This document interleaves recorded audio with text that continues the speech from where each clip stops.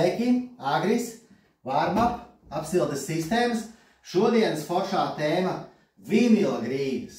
Pats interesantākais jautājums, bet arī pats sarežģītākais, visiem gribās, bet tas izpildījums klibo garāka tēma, bet izstāstīšu, kā to realizēt pareizi un bez problēmām pēc tam. Tātad, kā mēs zinām, vinils ir peldoša grīda, bet tas ir ļoti mīksts materiāls, burtiski linolejs.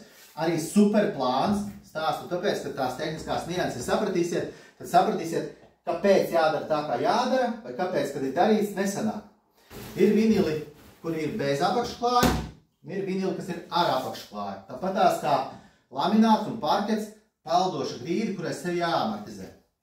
Par cik tas ir tik elastīgs un plāns, viņam apakšklājas nedrīkst būt biezāks par milimetru pusotru, un to definē ar ražotājs. Te var redzēt bildītē video, cik viņš plāns ir tas apakšklājs.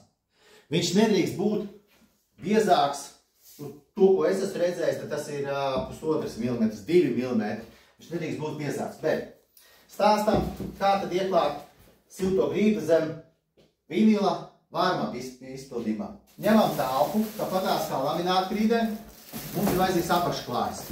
Vai mums ir betons, koks, reģipsis, OSB vienalga, kas mums ir? Mums vajadzīgs apakšklājs, kas nodrošinās to peldēšanu. Ņemam, klājam pa visu telpu. Nāk precīzi tas pats apsildes paklājums, kas lamināta grīdē. Super plāns folijas. Nav nekas ne jālodē, ne jākausē. Pēc telpas konfigurāciju mēs izklāsim. Tā kā stāstīt pirms tam. Paceļam šeit, pārgriežam, ja mums jāveido kontūru. Paceļam šeit zem vadiņa, pabāžam šķēres, pārgriežam, rullīti liekam uz otru pusi, rulējam apakaļ, izveidojam kontūru telpā. Tik tālu viss ir vienkārši. Un tad sākās tas, ka šeit ir 6 mm biezs apakšklājs, bet es veicu drīkst būt pusotra maksimums. 6 vajadzīgs, lai amortizētu šo te sildīšanas dzīsliņu.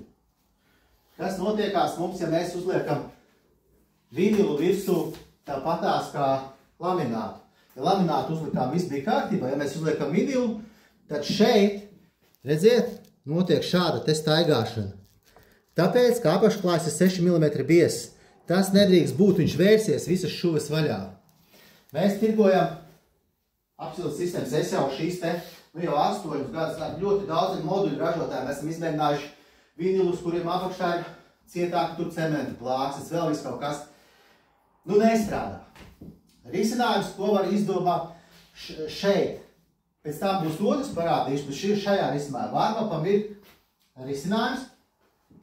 Līdz šim uzbūvējam laukumu tā, un tad ir paka, kurā ir iekšā 4 vienas loksnes, 4 otras loksnes.